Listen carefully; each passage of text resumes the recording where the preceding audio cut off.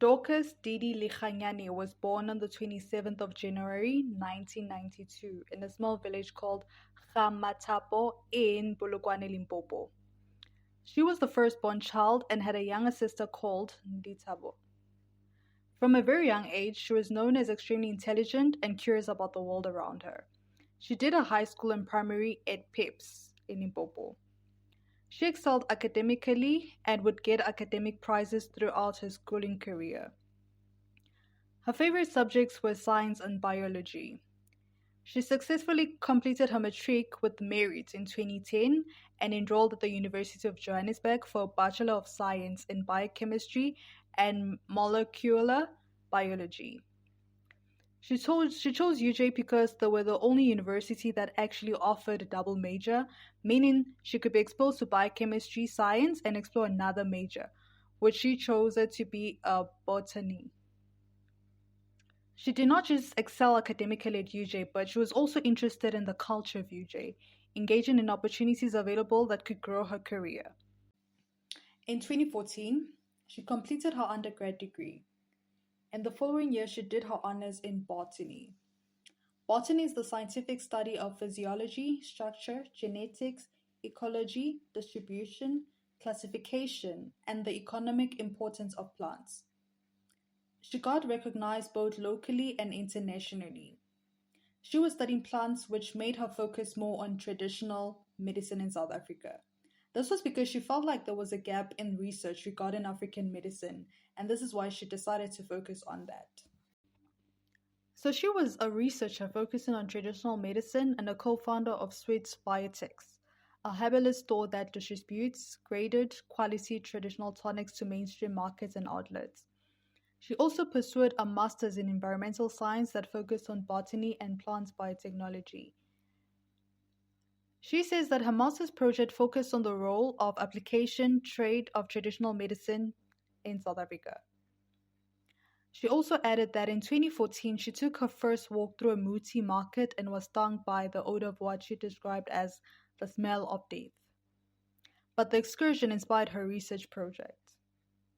She learned that there was more to life and untapped knowledge concentrated in that market, constantly being degraded and disregarded because of the stereotypes and social stigmas around the use of muti. Her first presentation of her scientific findings was for an international audience in Canada. She won the Office of Research Grand Prize for the best scientific work out of 500 international delegates. She was the first Black scientist to receive this award and the youngest. She learned then that she has the responsibility of capturing our indigenous knowledge to understand the healing properties of African herbs. She stated that her teachers will always be the traders and healers at the Muti markets who are always willing to answer her questions. Her grandmother told her that there is more to science that cannot be taught in classrooms but can be practiced in everyday living. She's the one that sparked her curiosity about nature, healing, because she was also a healer. The research opened her to a world of opportunities. She had nominations locally and internationally. She was seen on TV a lot, talking about her research, sharing how important it is to know about the science behind traditional medicine. Didi's career was skyrocketing. She worked for a UK company where she worked as a UK Science Innovation Officer, and she later became a manager for around 3 years. Her responsibilities included facilitating cooperation and exchanges between the UK and South Africa. In her free time, she spread her knowledge through giving talks at conferences to motivate women in STEM. STEM stands for Science, Technology, Engineering, and Mathematics. People close to her described her as light, and she was always known as someone who was always smiling. She radiated happiness. She was also known as someone with a sense of humor. She later met a man by the name of Cecil Kekana. They had an age difference of 15 years. They got married, and at the start of it, just like most couples, they started off looking like a happy, healthy relationship. In 2021, they had their only child. They lived in Bramley in Sandton. So despite everything going well for them in life, Cecil seemed to be intimidated by the success of Didi. Instead of being happy and celebrating his wife, he had an inferiority complex, which led him towards being abusive towards Didi. Didi had tried stopping this by opening a case against him at the Edenvale police station, but sadly the case was then dropped against him. Things seemed normal for a while from the outside looking in. They went on dates and events, so they looked really happy. The beginning of 2024, Didi wanted to leave the marriage and wanted to divorce him. Her career was doing well, and I believe she just wanted positivity around her. 15 days before her death, on the 27th of June 2024, she was recognized by Guardian in the 200 Young South African Trailblazers under the Climate Change and Environment category. She had received complimentary tickets to go watch Swingin' Las Vegas in Monte Casino. She had double tickets and planned to go with her little sister Litabo. They were planning to go straight after work on Friday, the 12th of July. Sadly, her life was taken on the 11th of July at night at their Bramley house in Sandton. In the house besides Didi and Cecil was the helper and their 3-year-old daughter in the other room sleeping. The altercation seemed to have happened in the early hours of the morning. There's a possibility that it was because Didi no longer wanted to continue the marriage. This probably led Cecil to be extremely abusive and angry. Cecil was allegedly accusing Didi of infidelity. There is no evidence of this accusation, and regardless, Didi was not supposed to lose her life the way she did, even if she was cheating. Cecil seemed to have reached for the knife, and sadly, Didi was stabbed 3 times. On the neck, chest, chin, and her face. In an effort to commit suicide, Cecil took a bunch of pills. Didi sadly lost her life immediately. The daughter and helper were sleeping when this took place downstairs.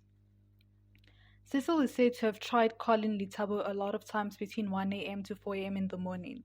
She was sadly fast asleep and did not pick up the calls. Litabo, when she woke up, tried calling her sister instead, but sadly there was no answer.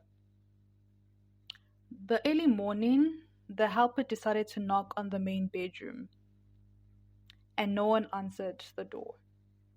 She then decided to open the door, where she saw Didi on the carpet and Cecil was unconscious.